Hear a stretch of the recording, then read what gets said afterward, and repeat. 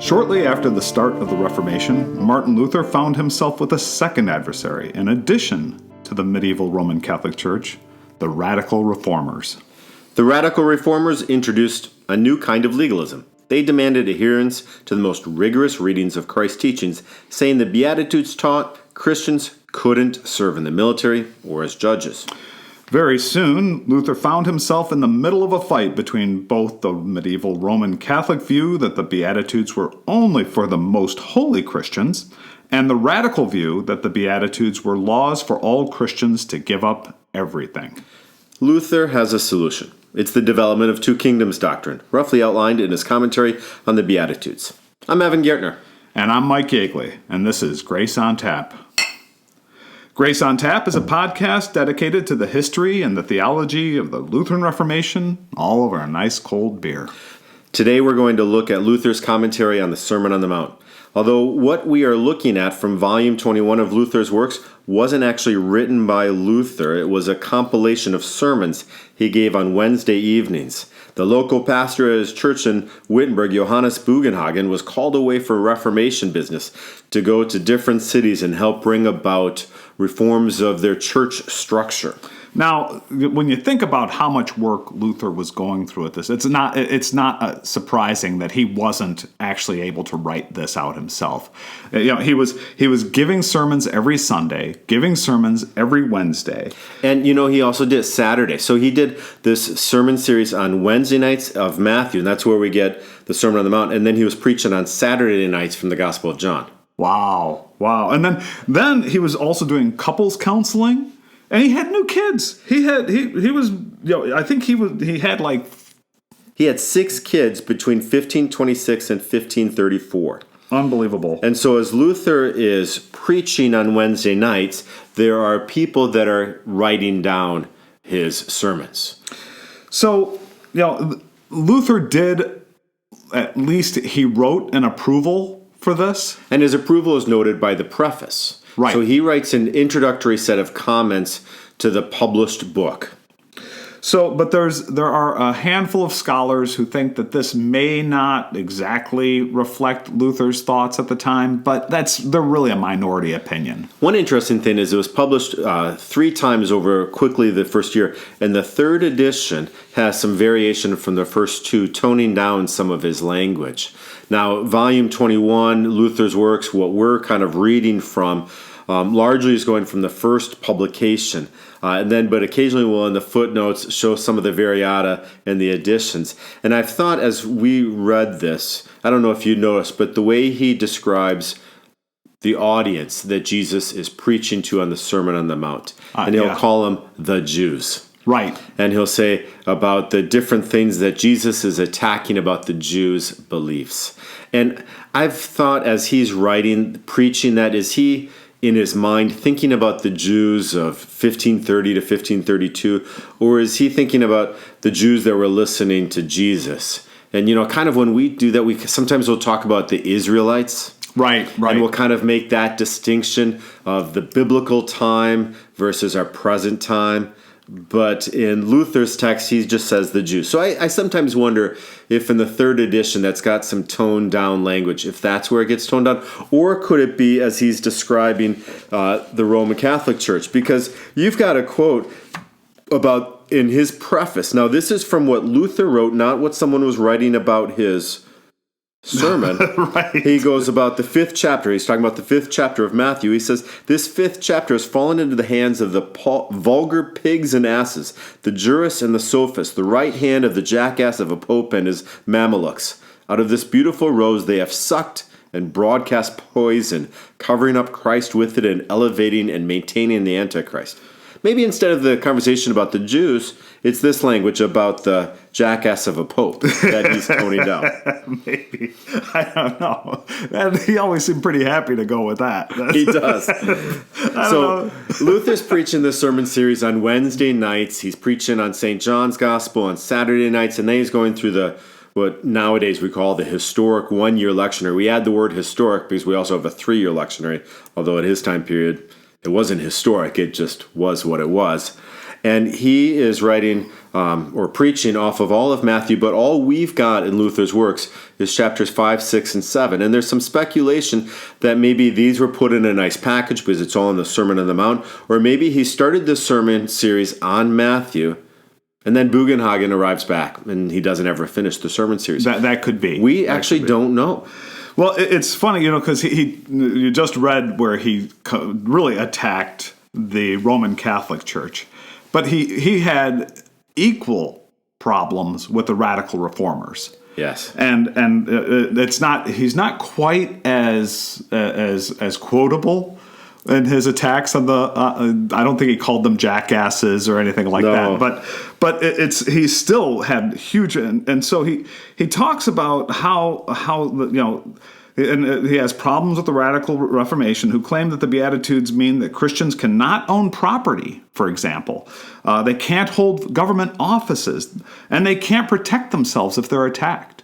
And Luther had real problems with this. And so he is preaching in this Sermon on the Mount, I think, a very practical way of how to read these very hyperbolic statements from Jesus in the Sermon on the Mount, and we're going to go through the Beatitudes. And so the reason he's preaching, as we said in the introduction, is that the medieval Roman Catholic Church had essentially said, your ordinary Christian just can kind of live ordinary, but if you want to be a really good Christian, but only some can do this, then you do the Beatitudes. Right. And then you had the radical reformer saying, if you are truly a Christian, if you are a true believer, then you and do everything that is to the extreme of the Beatitudes. And between these two, Luther's highlighting a middle road. And that's where the two kingdoms come from. So let's quickly define the two kingdoms. So you got the kingdom of the sword. So the kingdom of the sword are all those who are in positions of authority, especially the government. They are placed there by God to keep order. So in the kingdom of the sword, sometimes we'll call that the kingdom of the left hand, and it is the kingdom by which God preserves, protects, and cares for the world that we live in. And then we have the kingdom of the Spirit, known as the kingdom of the right. And that's the kingdom of the Spirit is the church. And that was put in place by God to proclaim the good news of Jesus Christ. One of the ways I remember the kingdom of the right is when I want to welcome someone, I shake with my right hand. Oh, there you go. It's a greeting, it's a welcome, it's an entrance. We find entrance into the kingdom of heaven through the kingdom of the Spirit, where we proclaim the gospel of Jesus Christ. Now, if you read a lot of Luther, you'll see the two kingdoms doctrine peppered throughout his writings. So there is no real perfect summary where he goes into the two kingdoms. But this is as good as I know of. And it's in the context of Scripture. So as he's writing about Scripture, he's then spinning forward into how this affects our daily lives with a lot of rhetorical questions where he'll kind of almost create a straw man. Does this mean I do this? And then he shows no. Does it mean I do this? No. And so by showing the extremes, he's not actually talking about a non-knowable straw man. It's actually the Roman Catholic Church. Or the radical reformers. Exactly. He's those straw men that he's setting up are existing ideas, ways of approaching the Beatitudes that he tears apart. So before we get started, so there are 8 Beatitudes in Matthew chapter 5, as you go kind of 1 through 14, you got the Beatitudes there, and that's in volume 21. This is going to cover kind of page 7 to about page 60, page 70. So it's about 70 pages. But he continues on this whole Sermon on the Mount, chapters 5, 6, and 7. And the whole thing covers about 285 pages in volume 21. And if you're going to buy Luther's work, Mike Yeagley would love if you bought volume 21. Because besides the Sermon on the Mount, Mike, what else is in volume 21? Right there, right after the Sermon on the Mount, is the Magnificat. Luther's commentary on the Magnificat, which is my favorite. Something Mike reads every year. He'll share it with others, encourage them to read it, because it's Luther's advice on what it means to live a humble life. I sometimes think of his interpretation of the Magnificat is a writing also on Micah 6:8, to do justice, to love kindness, and to walk humbly with the Lord. Yeah, so if you're going to buy one, 21 is a great place to start. Great place to start. So Luther writes, I have said before that these 8 items, those Beatitudes, are nothing but instruction about the fruits and good works of a Christian. Before these must come faith, as the tree and chief part or summary of a man's righteousness and blessedness, without any work or merit of his, out of which faith these items all must grow and follow. Therefore take this in the sense of outward righteousness before the world, which we maintain in our relations with each other. So he's writing the commentary, the sermons that he has on the Sermon on the Mount with this idea of when you are rooted, when you are solidly built up into the faith that you have in Jesus Christ, this is what life looks like. And it's going to be important to go through this because keep that in mind. And Luther will be returning to it later, and as we get into this, where he says, okay, yeah, this one talks about this, but you have to remember this is a work that comes out of faith, and so he'll be talking about that. And we'll come back to that little quote in the future. Jeff Gibbs' commentary on Matthew that he has done for the Concordia commentary series talks about the Beatitudes have a door. You enter through the wrong door, and the Beatitudes become legalism, and they become things that fill you with a sense of guilt that you can't do enough. And that's the doorway of, if I do these things, I will be a better Christian. He said that's the wrong door. The right door to go through is the door of humility. You go through this knowing, I can't do anything on my own, but let me see what life looks like when I do it with Christ. Perfect. And that's exactly what Luther is saying here. It starts with that humility of faith, and then it builds into this. And you can just sort of, this is what the fruit of faith looks like. So let's start with the first one. Blessed are the spiritually poor, for theirs is the kingdom of heaven. So according to Luther, Christ chose to include the word poor here to attack the Jewish view that if a man is successful here on earth, he is blessed and well off. And this was in the introductory. I was talking about how that third edition maybe tones down things. And Luther will quite a bit talk about the audience that Jesus is preaching to. And that's the Jews. Yeah. And for me, I know that later Luther, he got really bad with He'll get really bad in the 1540s. I think earnestly he's here talking about that first century Pharisee legalistic environment that Jesus is preaching to. Absolutely. When you read some of his writings from the same era about proclaiming Christ to the Jewish people, he's very open. He's very, This is why you've been given the gospel, to go and preach it. Yeah, and he understands. Not everybody's going to go, just like in the rest of society. Not everybody's going to go for it, and that's okay. So he writes at length about preaching to the Jewish community and what to expect from that. And he's very humble, and he's not expecting a lot. But later in his life, he got pretty nasty with that. So let's look at what he has here, though, and not get too far off in the tangent of what he writes later. And so this idea that the commentary in the poor is to attack those that think that success here on earth is everything. So that's a lot like today's prosperity gospel. If you're that God will bless his children, just name it, claim it, and you will know that you are a true believer if you start to receive these riches. So if God doesn't bless his children with riches, Luther asks, what? Must all Christians then be poor? Dare none of them have money, property, popularity, power, and the like? So here's a straw man, which in fact will show both the medieval Roman Catholic view of the beggar, mendicant monk who is... And even the radical reformers. And then also it's showing the radical reformers who are essentially calling for this radical change of external life to show the internal change you also have. So Luther answers his own question. He says, no, having money, property, honor, power, land, and servants belongs to the secular realm. Without these, it could not endure. Therefore, a lord or prince should not and cannot be poor, because for his office and station, he must have all sorts of goods like these. And the noble, the prince he's writing that should not be poor and should have all these things, isn't just so that they can have extravagant wealth, but in fact they need these resources to care for the people God has placed in their charge. If everyone is poor, no one is equipped to care for the other. And he's specifically talking about leadership.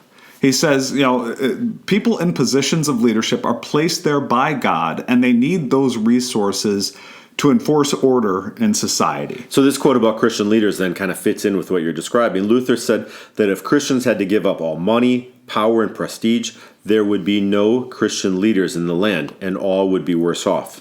So then he pivots and he starts talking about the word spiritually. Christ said spiritually poor.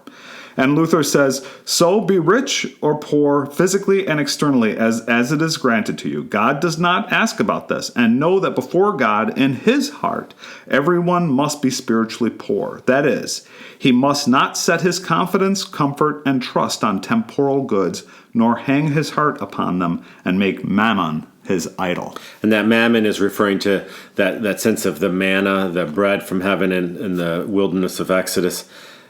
So there is this confidence that in your left hand, in the secular realm, you can have resources. And in fact, God has specifically given to Christian leaders those resources.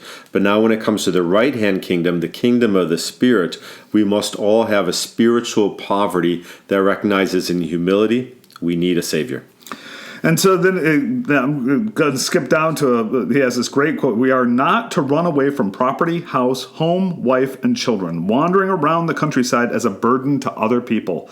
God does not want such crazy saints. And that quote is specifically speaking to the radical reformers. His preface before this quote is referencing what the radical reformers are encouraging and expecting people to do. Yeah, and there's just like the mendicant monks, they're expecting everybody else to take care of them. And Luther is saying, no, that's not the way Christians are supposed to behave. There's a gift that every Christian's been given to care for their family, to care for their community, to contribute to the world that they live in. And if you reject that gift, you're not being more Christian. In fact, you are creating a burden that God hasn't asked you to create. So now let's move on to this next idea that's in this. Which is the promise of, for theirs is the kingdom of heaven. So there's a great, wonderful, glorious promise here that we are willing to be poor here. We're not going to be poor here just meaning poverty, like not have any goods, but we're not going to pay attention to our temporal goods as our blessing. We're going to have beautiful, glorious, great, eternal possession in heaven. This willingness to be poor, this willingness to be rich, this willingness to have whatever you have in this earth, but always to know it has nothing compared to being in the promises of God. And it all comes out of faith. So Luther says, where there is no faith, there the kingdom of heaven will also remain outside. But there will remain only scratching and scraping, quarrels and riots over temporal goods. So what he's saying is that if we approach our temporal goods as Christians, we're not going to have that anxiety about our money. We're not going to have that anxiety about what we have. We're not going to attack others over what they have. We're not going. There's going to be. He'll call back to this in later beatitude when he's talking about blessed are the peacemakers, and he writes about this sense that yes, there are just wars. Yes, you could be justified to go to war, but do you have to? Can you pull back and say, is this necessary? There are moments when in poverty of I can say I can have this or not have it. I'm still fine. Right. And it's an example in the comment about blessed are the peacemakers, how Luther will do kind of that call back to what he's already preached. So you get this sense that as he's preaching these sermons on Wednesday nights, that he has a consistent audience, that he's expecting that people who are hearing this week also were present last week. So we could go on and on about this because Luther just keeps going on. But let's go to the next section. Blessed are those who mourn, for they shall be comforted. So this is Christ's second attack on the way the world thinks. Luther points out that we are always seeking to have joy and happiness and to have life without trouble. And he says that is not the way of the Christian. The Christian should count on experiencing a life of sorrow and mourning in the world. This is another attack in a way on the modern prosperity gospel, or that thought as well that you can leverage God to get into ease. That if I do this and I do this and I do this, then essentially I've got a nice soft pillow to lay my head on. And he's going to point out that whatever happens, there are going to be those moments of difficulty, but you can be better equipped for these moments, knowing that you will be comforted in those moments. And Luther backs this up with Christ's comment in Luke 6:25, where he says, "Woe unto you that laugh and have a good time now, for you shall have to mourn and weep." So, and then he points out the straw man. Yeah, again, which isn't a straw man. What are we to do then? Is everybody to be damned who laughs, sings, dances, dresses well, eats, and drinks? Puritans probably would have said yes, they should all be damned. Yes. The Puritans, by the way, are radical reformers. And they are, actually. And so Luther now he goes back and he backs up saying, no, that's not, we can laugh, we can rejoice. And he backs it up with Scripture. And he says in Philippians 4:4, rejoice in the Lord always. And again, I say rejoice. Romans 12:15, rejoice with those who rejoice. So how do we do this? What is the art of blessed are those who mourn? He points to Philippians 4:11 when Paul says, I have learned the art, wherever I am, to be content. I know how to be abased, and I know how to abound in any and all circumstances. I have learned the secret of placing plenty and hunger, abundance and want. And so Luther, kind of pulling this quote into this argument of the middle road that he's constantly showing in his Beatitudes, he said, so also a man is said to mourn and be sorrowful, not if his head is always drooping, and his face is always sour and never smiling, but if he does not depend on having a good time and living it up the way the world does. So Luther then gives a real good example of all the powerful lords that got together at the Diet of Augsburg, good Christian princes. So he's preaching 1530 to 1532. And it just happened, right? So June 25th, 1530 is the Diet of Augsburg. So this sermon series is right in the contemporary time of the Diet of Augsburg. And so he talks about how these guys were put in a position in all this pomp and circumstance, and they were living it up, sort of, quote unquote, but they were mourning because at the same time they were in the middle of all these arguments and they were trying to fight for their lives to be Christian. And they were willing to go through that mourning because they knew they would be comforted by the gospel. If you are like a party animal and you go to a party on a Friday night and you think, this party is only a success if I finish happy and be filled with joy, then that party has such weight that it has to carry. Otherwise, your whole night is a disappointment. But if you can go to a party and say, whether I'm happy, sad, mad, or glad, whatever it is, it's still going to be a good night. Then you're free to see and enjoy the night.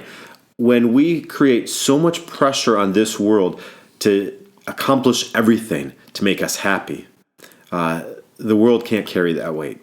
So Luther says, therefore simply begin to be a Christian, and you will soon find out what it means to mourn and be sorrowful. If you can do nothing else, then get married, settle down, and make a living in faith. Love the Word of God and do what is required of you in your station. Then you will experience, both from your neighbors and in your own household, that things will not go as you wish. So I've mentioned before, I don't know, in the podcast, but certainly to some friends, Mockingbird Ministries has a book, Secularity. And in that book, it talks about one of the dangers of secularism today is this lie that happiness is just around the corner. You just need a little bit more. You just need this. You just need that. And everything will work out. And this idea of secularity is this idea that the world can give that to you. You just got to try a little bit harder. But he says, if you're willing to mourn in this world, if you're willing to be sad that not everything works out, you're actually going to be comforted because now you're going to be directed to God to find that which brings eternal joy. Then Luther actually spends a little bit of time singling out the burden of being a pastor in their station in the world. And he says, especially the dear pastors must learn this well and be disciplined daily with all sorts of envy, hatred, scorn, ridicule, ingratitude, contempt, and blasphemy. In addition, they have to stew inside so that their heart and soul is pierced through and continually tormented. Have to. They have to go through sorts of envy, hatred, scorn, ridicule, ingratitude, contempt. There's all these sorts of moments when a pastor has to recognize this world's not going to always love me. Right. But I still must preach the word. That if a pastor can push through that envy and hatred and scorn and continue to preach the word, then he's no longer seeking the the pleasures of this world to satisfy him, he's confident that the Lord will bring that. Yeah, that law and gospel is a tough mix. That's a tough mix for some folks to swallow. So it just goes on. I'll have one more quote from Luther that I thought was good here. Those who mourn this way are entitled to have fun and take it wherever they can so that they do not completely collapse from sorrow. Christ also adds these words and promises this consolation so that they do not despair in their sorrow, nor let the joy of their heart be taken away and extinguished altogether, but mix this mourning with comfort and refreshment. So the idea of mix mourning with comfort and refreshment, that's how you drink grief. That's how you drink what the bartender serves you of sadness, because you know there's comfort and refreshment in our Savior. And there's comfort and refreshment specifically in Christ's words here. So we're talking about comfort and refreshment and mixed drinks. We don't have a mixed drink, but we do have a beer. And this beer right here is produced by Upper Hand Brewery, Escanaba, Michigan. Larry Bell of Bell's Brewery started this kind of boutique brewery up there in the UP. They produce the UPA, which is an Upper Peninsula Ale, a traditional American pale ale. That's what Mike and I are drinking today. They also produce the Laughing Fish. It's a Northern Golden Ale. And we'll have to do that one next time. Yeah, we can continue on this series. And then they have an IPA. And the IPA is also, just what it is. As it says, it's an IPA. They're all just nice, simple beers with solid flavor. I'll tell you, this is an excellent beer. I actually went on to Beer Advocate beforehand, and it got real good reviews, pretty consistently. I think out of roughly 4 out of 5 stars, and I'm really enjoying this. This is a nice mild IPA, and this is a moment of progress for Grace on Tap as a podcast as well, because we have been given this beer to review. We did not purchase this beer ourselves. And so Mike was earlier talking about how you measure a good beer. You take the taste divided by the cost. Right. Yeah, taste divided by cost, and because this was cost is 0. It is a great beer. Then it's infinitely good. It is infinitely good. I love that equation. But in fact, we do appreciate the gift of the beer to review. And Upper Hand Brewery, they have their brewery in Escanaba out by the airport. They also have a tap room. They do special events. I haven't been to their brewery, but now I have another reason to go to the UP. Yeah, it makes 2 of us. It is a really good beer, isn't it? That's not because it was free. I mean, it is a good beer compared to last time when we reviewed that blueberry beer, and we're like, we both have some left. What does that tell us? I took it home, and Maria loves it. Well, I'm glad you like it, Maria. Okay, let's keep going here. Next beatitude: Blessed are the meek, for they shall inherit the earth. And this is where I think Luther does the best job describing 2 kingdoms, because he'll talk about nobles, those in government who carry the power of the sword, and their activity in the world must be filled with courage, must be filled with confidence, and they have to work in such a way that people know that they have authority to do what they're doing. But then you have this beatitude that says, blessed are the meek. So Luther really, I think, especially in this beatitude, helps understand what it means to be a servant in the kingdom of the sword, and also to be a servant in the kingdom of the Spirit.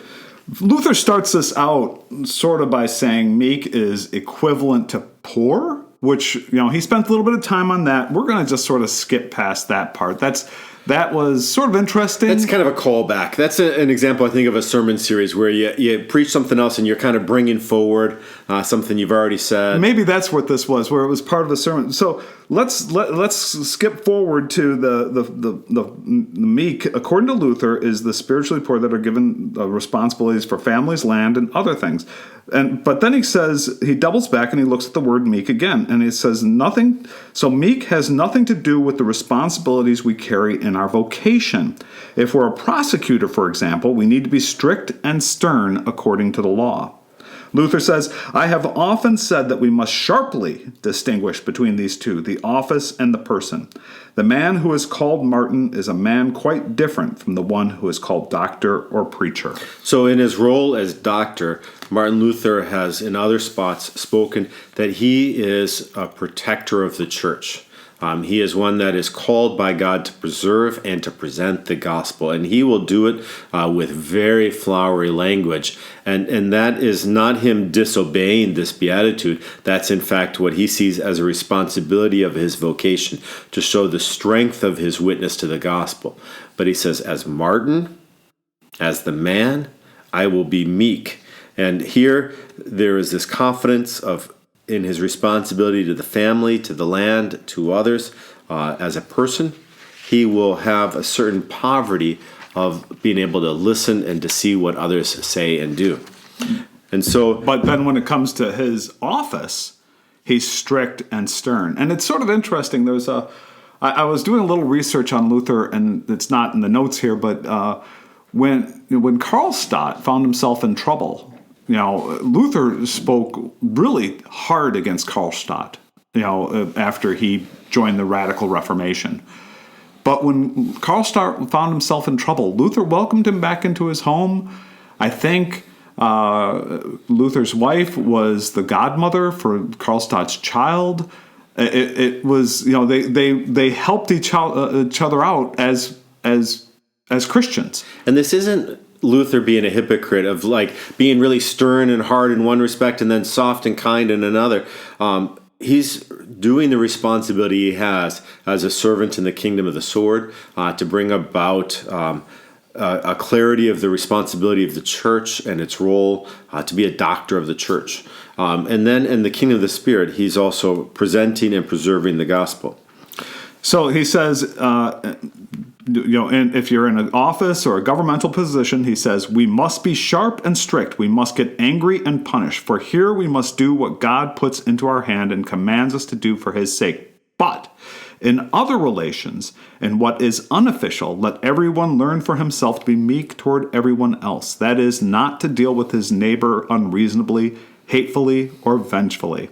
He finishes it up by saying, this does not forbid the government to punish and to wreak vengeance in the name of God, but neither does it grant license to a wicked judge, burgomaster, lord, or prince to confuse these two persons and to reach beyond his official authority through the personal malice or envy or hate or hostility, as commonly happens under the cloak and cover of his office and legal right. So maybe you could think about, what expectation do you have of a police officer? When you meet a police officer, I expect him to uphold the law, to enact justice, and to preserve and protect people. But if a police officer were to act beyond that office to bring vengeance and revenge and personal attack, that's where you see things. So talking about judges, Luther says, if the true person beneath the judge's robe is meek, he will not be as tempted to overreach in his official capacity. He will only execute the law as much as the law requires. So Luther says we can take two roads. We can be meek and peaceful with what we've got, overlooking as much as we possibly can when our neighbor inflicts some sort of injury on us, either by mistake or maliciously, or we can argue with everybody over everything.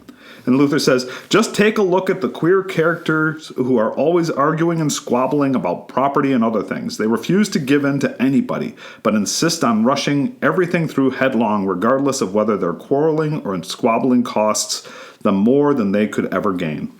So what is the benefit? What comes of all this?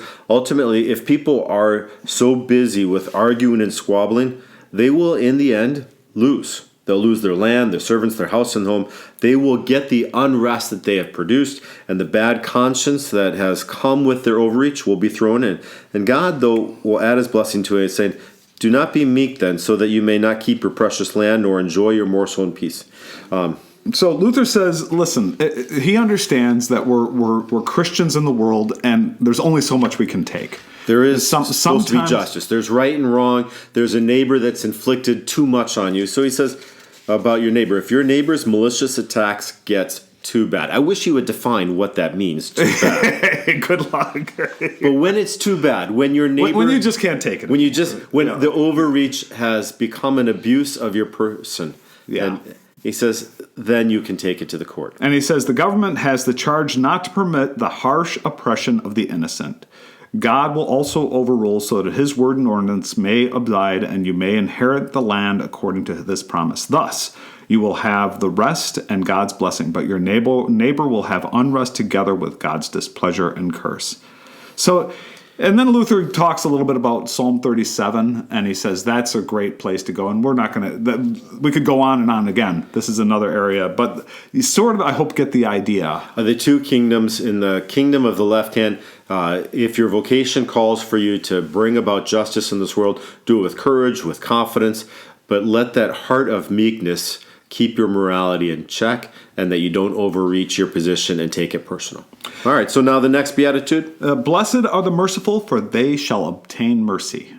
So Luther begins here first by taking a stand against perfectionism. And he says, as soon as there is even a minor flaw, all mercy is gone, and there is nothing but fuming and fury.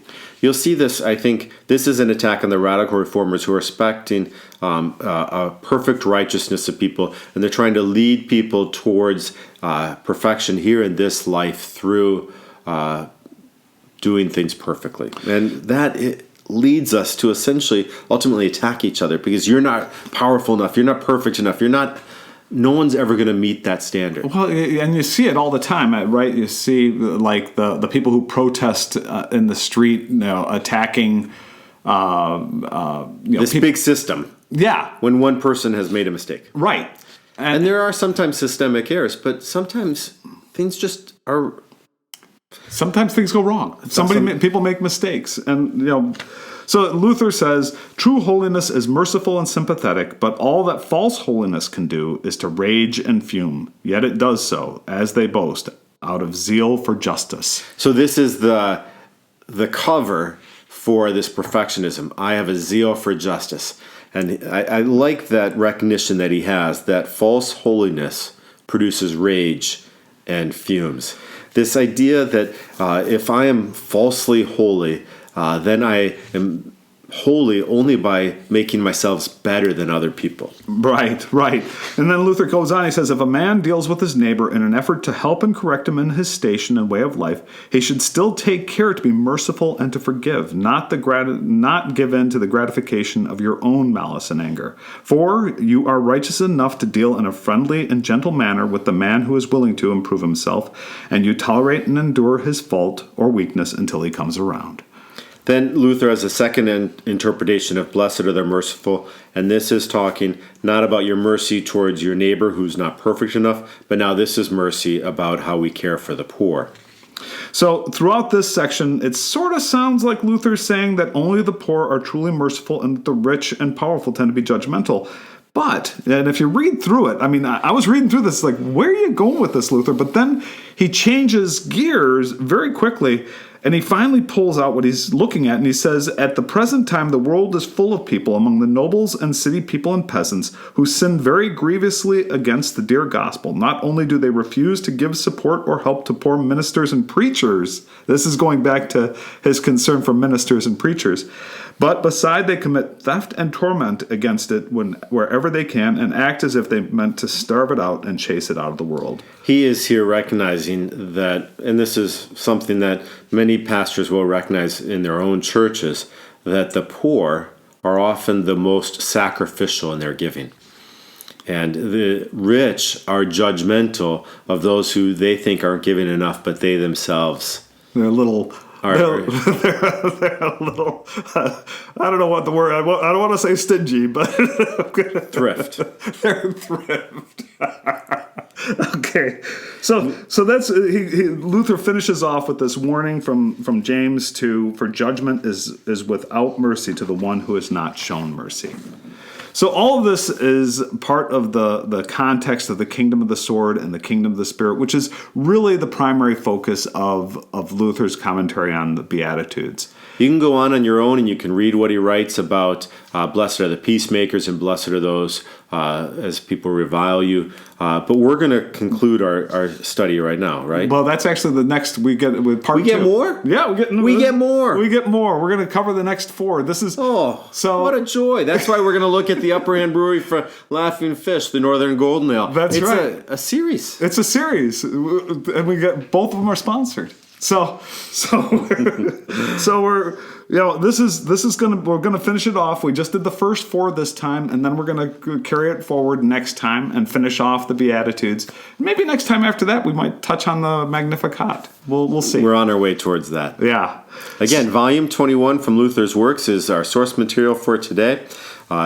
CPH.org is a place where you can go and purchase any of the Luther's works. You can also probably find them on eBay or on Amazon, but Concordia Publishing House is the They run about $35. You can sign up for a subscription for any of the new Luther's works that are coming out, but then you would still have to go and purchase the previous 70 on your own. Okay. So, and that's pretty much it for today. I want to say thanks to everybody for, especially thanks for the beer. That's fantastic. Recognition, we already talked about Volume 21. Volume 21. So that if you want to get a hold of us, contact us at graceontap.podcast@gmail.com. Our website, graceontap-podcast.com, is where we post all the new episodes with some artwork and some brief introductory material. Then you can also catch us on our Facebook page. Just search Grace on Tap and you'll find us there. And if you want, would really appreciate any reviews you might put on iTunes. It does help us get the word out. And share when we ever are posting a new episode on Facebook. You could share to your friends that you're listening to Grace on Tap, and maybe include a picture of you drinking an Upper Peninsula UPA, Perfect. the traditional American Pale Ale. It is a very good beer. Cheers. Cheers to you as well. Blessings, everybody.